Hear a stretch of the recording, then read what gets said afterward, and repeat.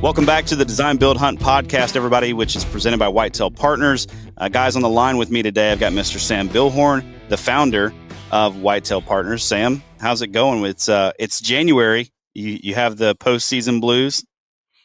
You know, I'm excited. I never really got the blues when things ended. We had kind of a nice ending to our season in terms of coming upon our target bucks shed antlers, which I had here, by the way. I got to show them off a little bit. We got, a really nice rack, about 158, 160 inch deer, kind of a replica to the one over my right shoulder that I got a couple years ago. And Jake, my son, and I found these in one of our food plots, and we knew he had shed. I mean, we were seeing him on camera every day, and I was still hunting him on this plot, but when we saw that he dropped, we were like, well, the game's over with. And it was kind of an abrupt ending, but happy to go in there and pick up those sheds. They were sitting in a food plot 20 yards from each other, which was a lot of fun for my son to walk up and be able to pick those up.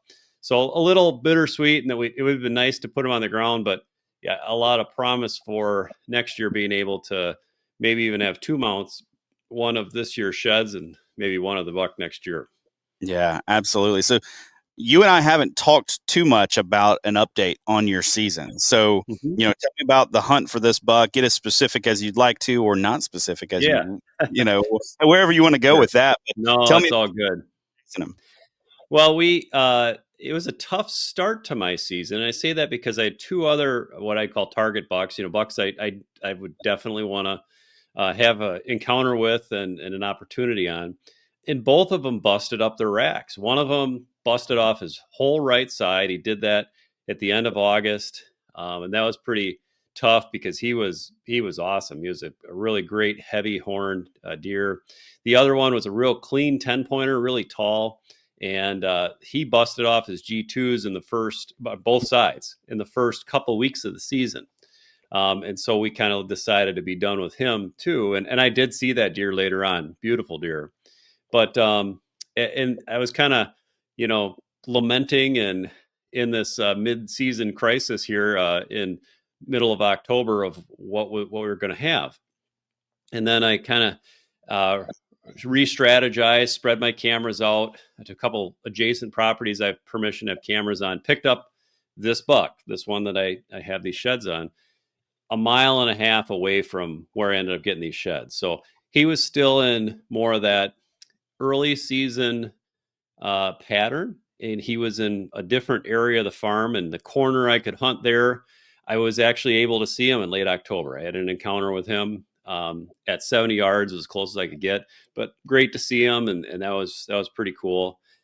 Passed a lot of 3-year-olds and, smaller bucks that I had a lot of fun seeing and having those encounters, but, really we're really trying to get these bigger mature bucks. Well, fast forward, he moved and shifted over to my core area of my property, the 40 acres that I own and am able to manage and have a lot of habitat improvements on. And he became a real regular there early November, second week in November. So kind of the tail end of the rut. Very careful in gun season, as we always are, and was seeing him consistently on our plots in mid-November or late November. Conservative during gun season, didn't see him as much. I think there was a lot of hunting pressure around us and maybe kept him knocked down. But then muzzleloader season became more active again. We'd had a warm muzzleloader season. That was a little unfortunate for me.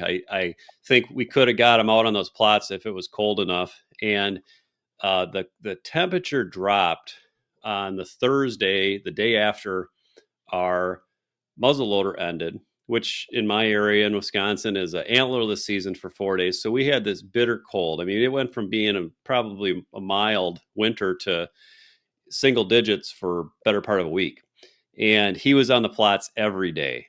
I mean, all day long. And I'm just sitting here going, I couldn't even hunt them with, archery. I couldn't even go out there with a bow because of the antlerless.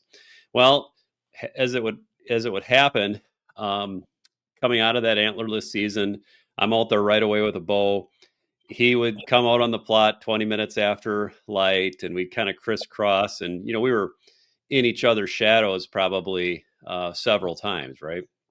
Well, I think that bitter cold, my theory anyway, and who knows, there's so many triggers that might cause him to drop. But we saw him on the 18th with his rack and on the 19th without it in December, and that's when we knew it was over with. So a little bit longer story with this buck, but because we started to have so many sightings of him, encounters with him, and then the pictures of him almost daily somewhere on the property. It became exciting to see him. And in many ways, I said, well, if we were more focused on it and not so busy running around doing all this other whitetail stuff, we probably could have got him. But it was still a fun ending the way it was. Yeah, absolutely.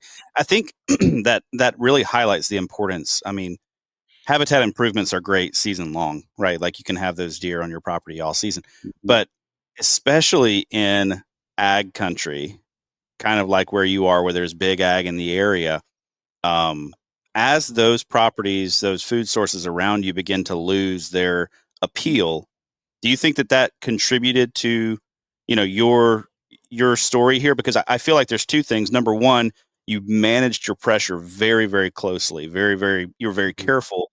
But number two, you had prime habitat on your property, and it seems like, he found that and kind of settled in a little bit. Do you think those things contributed? Absolutely, both of them. Our food was strong coming into those firearm seasons that we have. He found it and loved it. I mean, if he wasn't on there during a daytime sighting, he was absolutely on there at night, and we benefited from that. Also, the cover, the quality of the habitat, and then you hit it, that pressure. Like especially getting into those firearm seasons, there's people crawling all over the place that they aren't any other time of the year. And I'm sure he was holed up somewhere in one of our bedding areas, and only moving maybe 50 yards during the day to get out to what he needed, and then expand it a little bit further at night. Right. Now, is this a buck you'd had in previous years, do you think, or is this kind of a Yeah, new guy? Okay. yeah. I look back and see it, and there's a few that are similar, so it's uncertain to say that it's exactly the same. But looking back at some of these, and there was one freak thing, and I think it's just a neat strategy for people to pick up on. He daylighted at 4 of our mock scrapes that we had on camera on November 11th, Mm, and just crawled around the property. And by the way, it's one of these things. I had another commitment, and I'm like that. I knew that was a day two because it was a cold front. Timing was great. Everything about it was perfect. And he just went for a stroll through our entire property that morning. And but but here's the punchline: is looking back, he did it on November 10th last year. And I think and it's always interesting to see the correlation of some of these very specific behaviors with specific bucks. And I can guarantee you, if I haven't killed them yet by November 9th, 10th, 11th next year, I will be in the stand. So, yeah, absolutely. And that's something that, this time of year is a great time to sit down and say, okay, what did I observe? Like maybe I didn't mhm, kill my target buck, but what was he doing? Because you're right, those yearly cycles or yearly patterns can be really, really telling for mhm. the upcoming year. Now there may be, shifts a week or two, one direction or the other, depending on weather, depending on a lot of other factors. But I think that may be something that we don't. I know I don't spend enough time, or haven't in the past spent enough time focusing on. Okay, if if if the cameras are telling me that November 12th through 16th, and Sam, the area I'm talking about right now, November 12th leading up to like that opening day of gun season, that's the time to be in this area. That right up against gun season there in Wisconsin. Pay attention. Build your hunting strategy around that because yeah, if you're right, or you're right, if you're not tagged out, then certainly it's time to get in there. So um, well, Sam, let's talk a little bit now about changes in Whitetail Partners. We've had an amazing, I guess, 2024 heading into 2025.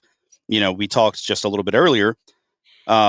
about our first meeting several years ago, sat down and had you over, had you on a podcast. And then I think we met for breakfast after that and talked about possibilities. And, here we are a couple years later. I could not have fathomed what this would have turned into and where we would be today, especially with the growing team, with the growing variety of services that we have to offer.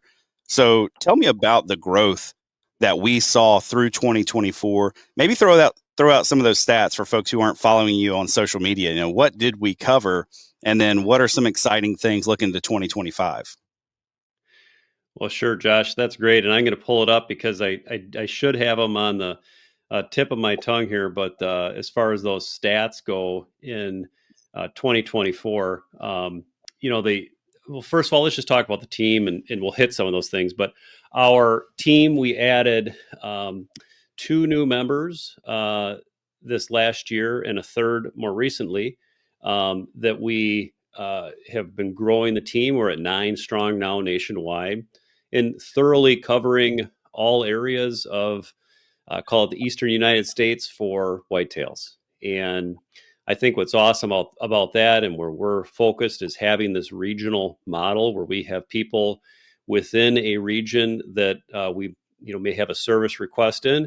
We're better able to service it just logistically and locations, but then also understanding the local habitats, the local hunting cultures and seasons, and how people go about doing things. And it's the same species and the same function and across all these areas, but knowing the local knowledge is really important. And we continue to focus on that, and probably will be adding even more team members as time goes on. But beyond that, and I just will pull this up here. So on our social media post we had recently, 25 states, 203 properties, and over 31,000 acres of that our team covered, and that's through consulting. That consulting continues to be our core business and planning, helping people design their properties, but then moving into land management and doing more and more of that this year. Also servicing people in real estate.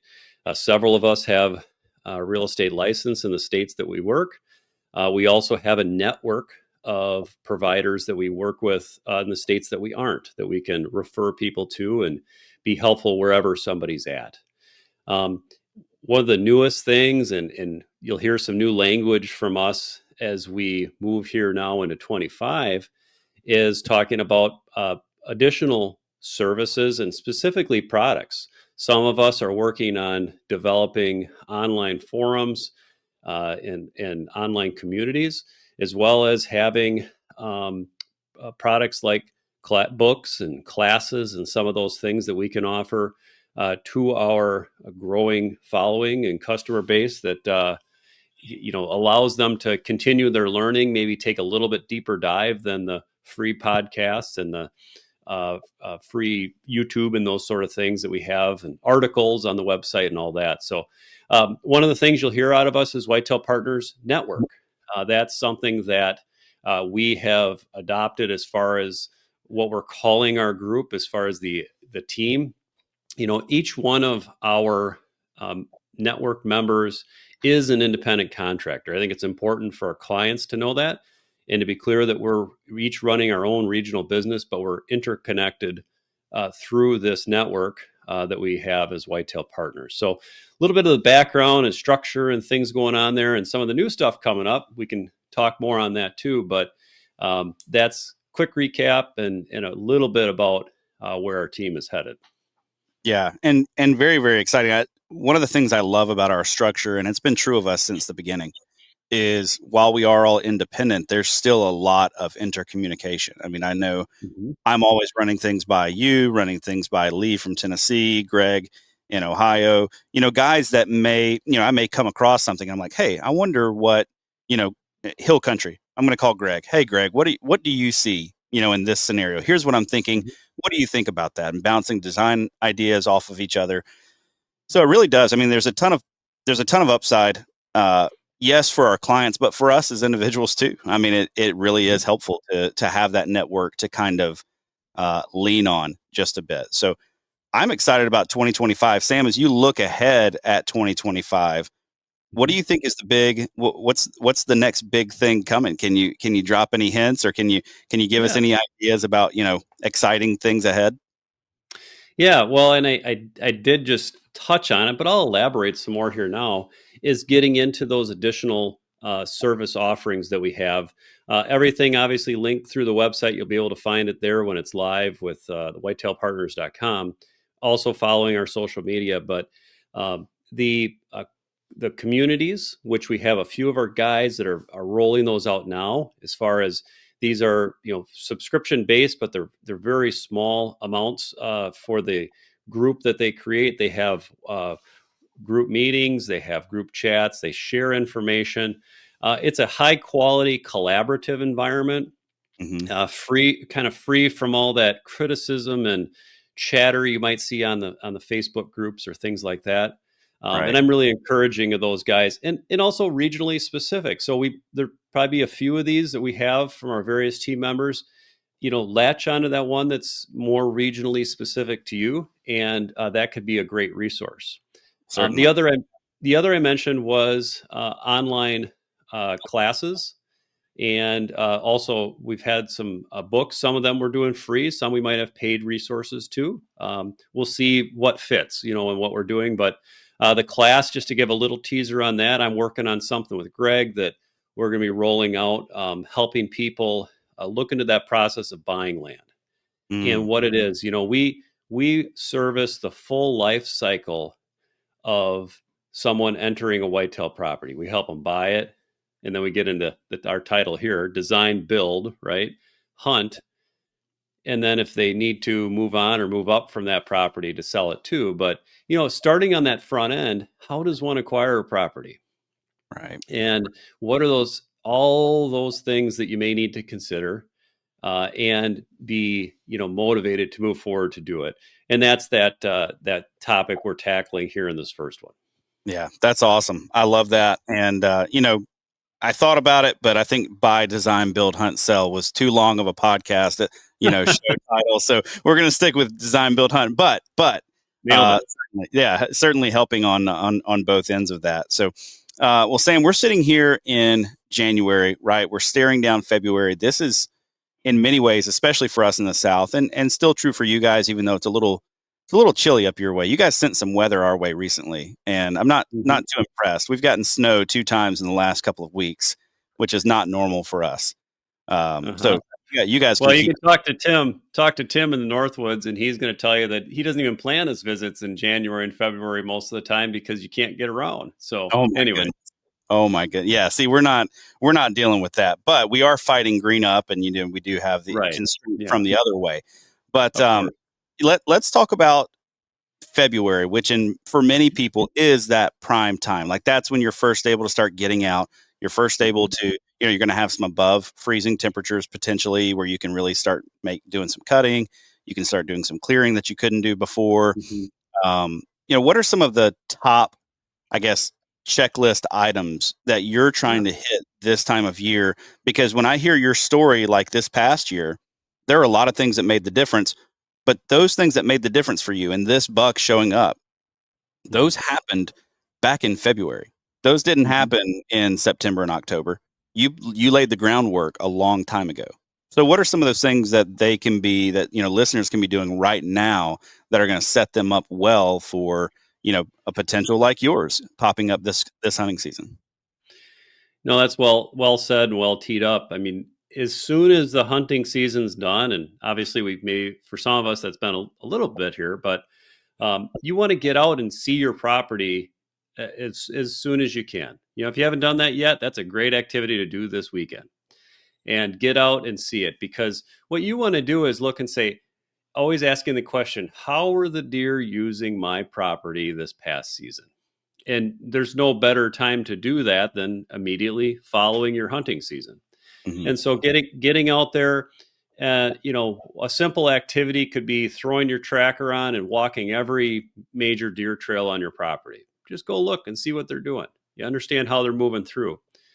Then it starts to get into that thought process of planning and tweaks. So maybe let's say you got a fairly well developed property, but you notice, okay, I got some deer leaking through this area. I don't want them to. Well, let's work on plugging that up. Or, this is getting to be pretty open here, and I want it to be bedding area. I need to thicken it up.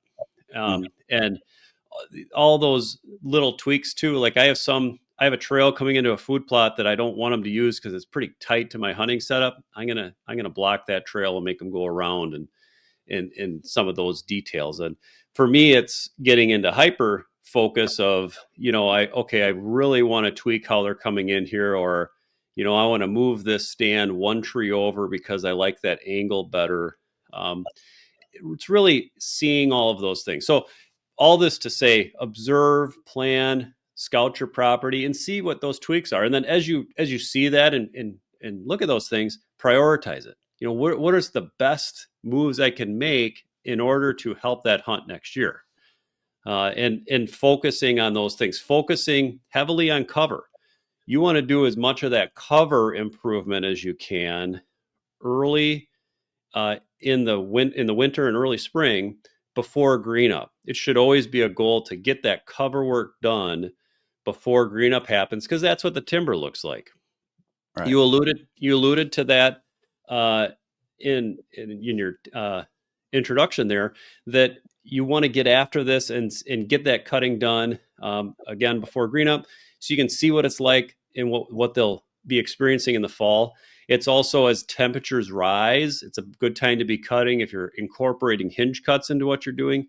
You don't want to do that when it's super cold, and as we start to get out of the dead of winter and into that, depending on where you're at in the country, maybe it's late February, but certainly into March in a lot of places, you're able to get in and do some good timber cutting, move quick through your timber.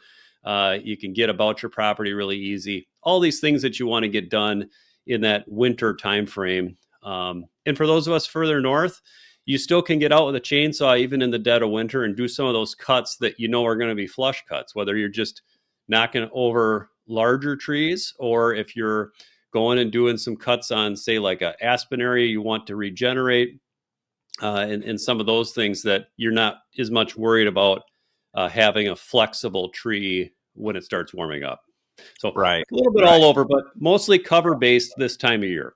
Yeah. No, that's really good. And I think, one thing people can consider this time of year when it's really, really cold and, getting into those areas doing flush cuts and, where we're going to be doing a lot of cutting, get those bigger trees on the ground. You can come back later and do some of the fine tuning, do the bulk of it now.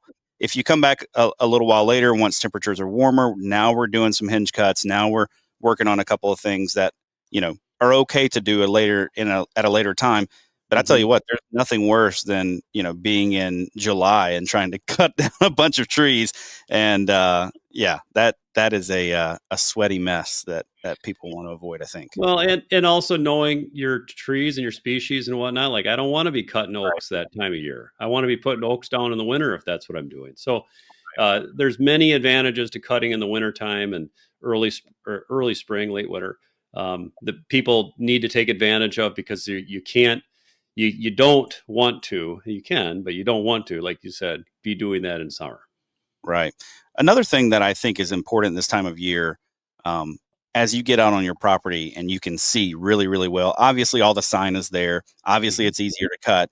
But I think access is something to think about this time of year too. You can get into a bedding area and realize, boy, my access is very exposed this time of year. Mhm. We can get in there and fix some of that. What are some of the access, I guess, tips you would give to people, as they're trying to say, okay, every time I come through here, I'm blowing out deer. I'm busting deer. This is not an effective setup. I can't get in here effectively. How would you steer people to maybe improve that access? What are some ways to maybe stay a little bit more concealed? Mhm. Well, not to dive in too tightly to like that application of tree stand, bedding area, and that I want to zoom way out to start and say, hey, what are different ways you can get at your property? Maybe it's talking to that neighbor to the north that you haven't met yet. And you go over there and he says, I don't care. You can run across the field and get into your property. No problem. I don't mind that. And all of a sudden you opened up an entire new way to access your property from the perimeter. That's fantastic if that helps your plan. So knowing and meeting and getting to spend time with your neighbors is really important. Also, you might find out some of the things they're doing. They might be walking along a property line, and maybe you're saying, well, I wouldn't go along that property line, but if he's doing it anyway, maybe because there's human impact there already, maybe that's a new route I would now start considering. So always learning what type of pressures are around your property, because you might be able to eliminate a mild pressure you're putting on your property by using something that the neighbor's pressuring anyway. And Right. I could give detailed application of that myself, starting to use some new access routes that I hadn't used in the past, because either I asked a simple question and got some help from a neighbor, or I picked up on how somebody else was using it and adjusted how I was accessing something to begin with. So that's big picture. But then the detail work, like you're teeing up there, some of the things is looking at it, and maybe you're out in the woods with your buddy. Well, put the buddy in that bedding area, and you try and access from the route you're going, and Mm. kind of look at this situation and say, well, is there a different way? Instead of popping up through that drainage, why don't you go one more drainage over and come up over there and then circle back? Because I didn't see as much, or it was there was more to block the noise, or whatever the situation might be. That the straight line access to something may not be your best route. It might be a lot more effective to circle around something, and again, considering your wind and all these other things. But knowing the route you take now may be improved by going a different way, and look at your topo maps to start, your property maps, understand different ways you can get somewhere. Maybe it's crossing across a food plot to get into a tree after daybreak, because coming in there an hour before daybreak, you got deer on the field and you were messing it all up, and you didn't really ever realize it, except the times you maybe heard those deer running off the field. Right. And so I could go on, but there's big picture stuff, and then there's detail work. All needs to be considered, how we go about accessing a stand.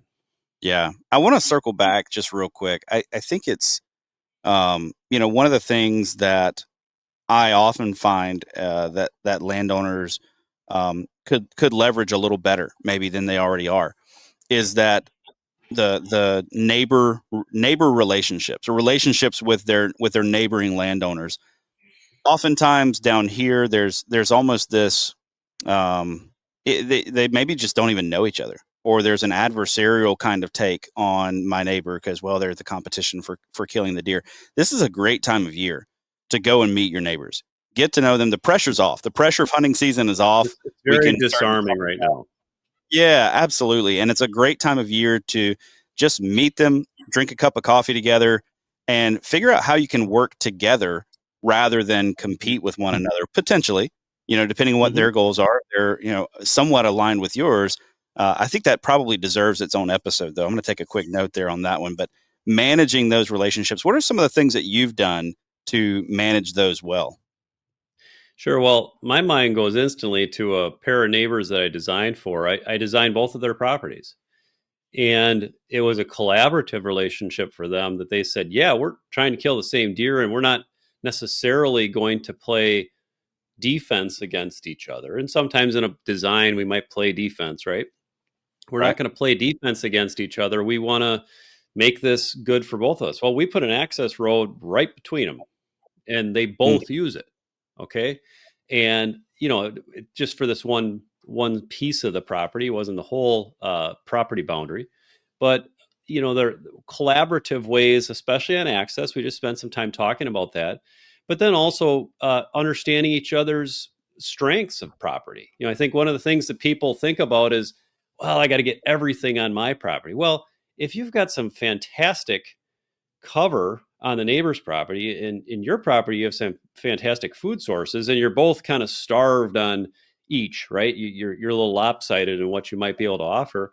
Well, on the grand scheme of things, the deer don't see it that way. They just see one endless landscape that they can utilize, and they will relate to in the ways that you're providing those things for them. So neighbor has cover, you have food. Well, there's travel between, and maybe you're both hunting that travel in certain ways. Now, a lot of neighbors aren't necessarily that collaborative, but sometimes it's just realizing and acknowledging what's there, Hmm. and talking about it. And like you said before, and I want to hit on it just one more time, is talking about this past season. Like, hey, I saw a lot of deer over here, and they were coming to my food plot. What are you seeing? Yeah. And if you give them that little bit of nugget of something from you, they might return the favor, and all of a sudden it goes down that road of being more collaborative. I got a great example with a neighbor on one side. When we first started off, uh, we had kind of an adversarial relationship, but just sour start, right? Like it didn't go well to begin with, and um, what I tried to do to build inroads is I would just send them deer pictures, Hmm. like, and this is getting back to in season time years ago. But I just said, here's what I'm seeing. Here's what I'm seeing. Maybe it'd be a daytime picture, maybe a nighttime picture. Didn't matter. It's just here's a nice buck, right? And building those inroads, because all of a sudden they start returning the favor, and maybe you gain enough of information from each other that it's at least collaborative, even if it's not 100% transparency. Yeah. No, I think that's really, really good, and I think extremely helpful. And one of the things that you kind of alluded to as you were talking is, understanding the limitations of your own property. I think we can try to put so much on a property that it doesn't do any of the things we're trying to do very well. We maybe try to squeeze everything onto a property where it just really doesn't belong, Right. and then your cover's not great, and neither is your food, and there's a push and pull going on there. It's a great time of year to try to build those relationships, begin to discover, okay, if they've got this going on over there, they've got good cover, maybe I don't need to be as cover heavy, or Hmm. maybe it's not as big of a deal that I don't get this bedding area cut in because 100 yards this direction they've got some really good cover, or whatever Hmm. the case may be. What's another thing this time of year? So we've talked about cover, we've talked about access. Anything else people should or can be thinking about that they really can get done effectively this time of year that may not be good for the rest of the year? Hmm. One of the things that I'm always doing in wintertime, it's getting towards the tail end of this, but is ordering those spring plantings, bare root trees, and so on. Your spring or your winter, call it administration work. So you have your, ordering of things. Maybe you're looking at a piece of equipment. Maybe you're uh, planning out your budget. You got a partnership, and you got to say, what are we going to spend our money on? Let's get on the same page about this. It makes it a lot more enjoyable come the season, that you're not either bickering about budgets or planning, and you're more collaborative with those that you're spending money together with. And that makes it more enjoyable. So some of those, it's winter, and especially in the north, it's more difficult to get out. But working on some of those, call it pre-planning, your equipment maintenance, your all these things to get ready. So when you hit the ground, you can hit the ground running, so to speak. Um, Yeah. yeah, and also I would say, again, getting back to, I mentioned it, noticing your projects, making your priority lists. That's big. And then there's some activities you could only do in the winter. Pruning's a good one. My brother is going and pruning all of our apple trees this weekend. I'm really thankful for that. Uh, he got 40 some apple trees, and he's going to go. He and his son are going to go prune them this weekend. That's fantastic, and that needs to be done in the winter before they start growing this spring, and those sort of things. Um, I don't know. That's what comes to mind and what's fresh with us right now. Yeah, fantastic, fantastic. All that's wonderful. Um, so let's look ahead, 2025 then. And I did this with you last year as well. What are the things you're looking forward to most on your personal property? Like, what are some of the exciting things as you look at, Sam's slice of heaven, let's call it?